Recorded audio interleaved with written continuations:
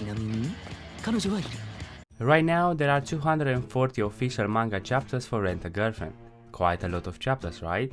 What may go through your mind right now is that there must be some significant progression between the main leads, right?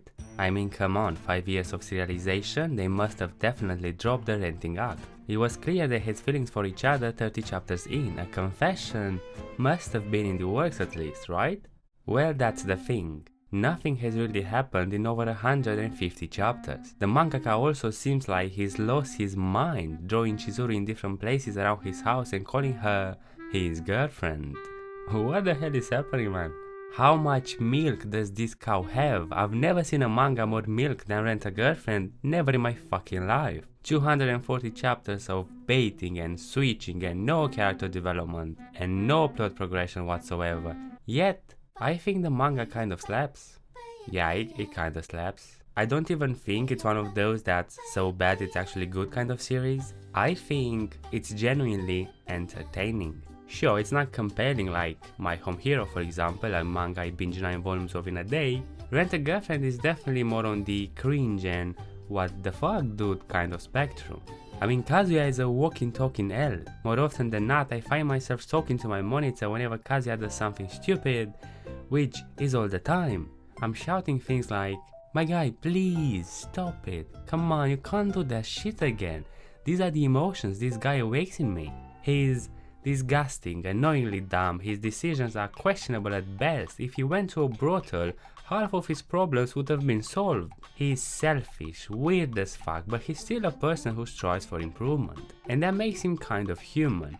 Although his mental health is clearly not in a very good shape, which makes him go for some interesting decisions. Yet, the manga slowly got under my skin, and now I'm so invested in it, I even surprise myself. It is a very fun and oddly cozy manga to read. The premise of the manga is not exactly unique, but it's definitely out of the ordinary and gives us a good idea for how the story should progress. Should. Kazuya, a certified horny wanker who does not get any post-nut clarity no matter how much he goes at it, decides to use his allowance to rent a girlfriend. My guy, why not go for a prostitute? I mean, you're in college, I feel like that would solve some of your problems, but I don't judge. Chizuru Mizuhara comes and it's a perfect date. They even do the, I don't know if it's safe to say, but I'll take the risk, hand-holding, ooh.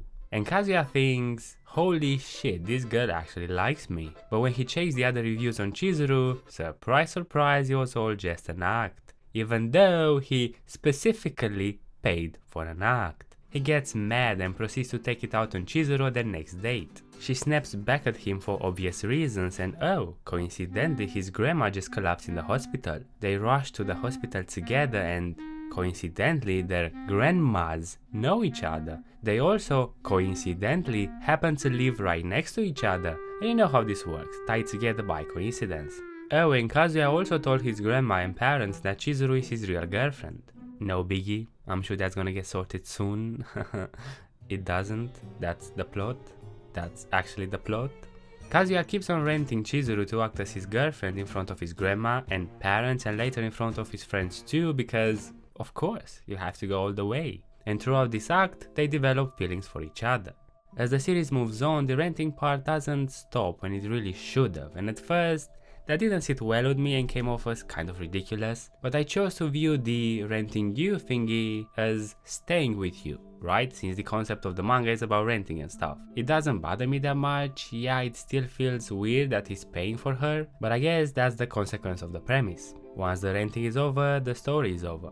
Now, Kazuya is the most essential element here. The story is facilitated by the fact that Kazuya is who he is, a pathetic, horny and desperate guy who needs to grow and mature. I dislike him as a character, but I understand his purpose in the story. I can mostly see in which departments he needs development and how he'll eventually be at the end of the story. But because the manga is mostly about Kazuya, there is a tricky limit to how much you can handle his personality without any progress. Progress being a key word here, because it's very slow. 1 step forward and 2 steps backwards all the freaking time. And at some point it really got me, because one chapter he shows that he changed a bit for the better, then a couple of chapters later you see he actually didn't. and that's a bit frustrating to say the least. Plenty of moments where I look at Kazuya and I die inside. Plenty of faithful moments, it's uncomfortably annoying how he can't control his cravings and gets a boner just by looking at someone's legs. Like, dude, do you need emotional support or you just wanna clap something? However, I think Kazuya is somewhat relatable to someone who doesn't value themselves that much and someone that doesn't have a great amount of confidence, which is more common than you'd think. I myself have some empathy for Kazuya in that regard. Even though I dislike him, I can't deny that he is a pretty well written character for the most part. I can't fucking believe I'm saying that, but that's exactly why I have a tiny bit of faith that he'll grow. But growth and development are like perfume over a pile of shit when I can't get behind his personality. And I don't think the mangaka wants to change his personality, so take that however you want. Despite the fact that Kazuya is not likable at all, he really means no harm. He sees the good in everyone but himself. He's kind-hearted, but he's still green in the head, a bit too green for his age. But that's okay, because Chizuru is there to carry everything. Of course, unsurprisingly, that includes the manga too. Chizuru might be the most well-grounded character I've seen in any manga, and she is, most definitely, the biggest reason I'm still reading. She feels like such a blessing to the rom-com genre. The reason I'm saying she's the most well-grounded character I've seen is because she's got a little bit of everything. Perfectly balanced as all things should be. She doesn't have any powerful traits that stand out, almost as if she was a normal human being. You don't see that very often. Especially when the other girls in the manga are... who cares about them when you have Chizuru? I mean, come on, they are good characters that play their role decently well, but they're as interesting as a fucking piece of wood. You have Orochimaru, Kudere, and if I say a single syllable I'll collapse from embarrassment. I know Ruka is a fan favorite, of course, she kind of embodies the ideal partner more or less, and that's exactly why I don't fancy her character type all that much. You say the focus would be on her and Kazuya, there would be little to no conflict or any action really. She would accept Kazuya and do anything to please him. So you see why she's a filler character, right? Hey yo, what the? There's just such a discrepancy between Chizuru and the rest of the girls. You know how in most rom-coms or harems, each girl falls under a trope. You have the classic tsundere, big sister, little sister, the happy-go-lucky, the super shy type, you name it. Well, Chizuru doesn't. She doesn't start as a type, she doesn't become a type, and holy fuck, that's pretty refreshing to see. While the other girls, well, they're tropes that stay tropes. But for how perfectly balanced Chizuru seems, she is plenty messed up herself. She suffered a couple of heavy losses in her youth that forced her to take a lonely path, so to say. I'm trying to keep the spoilers at bay. She's essentially acting her way through life. You'll see that while Kazuya is pretty much surrounded by friends who know exactly what kind of person he is, Chizuru's friends know what Chizuru wants them to know, which is very little about herself. She doesn't know what to do or how to sort out her feelings any more than Kazuya does. She never had an actual boyfriend before and doesn't really have any close friends she confides in. She talks a lot about being an adult and doing things like adults do, but in reality, she doesn't understand half of what she's saying. She also has the emotional intelligence of a fucking carrot. The more you get to know her, the more you get to see that she's actually just as confused as anyone else would be, like Kazuya.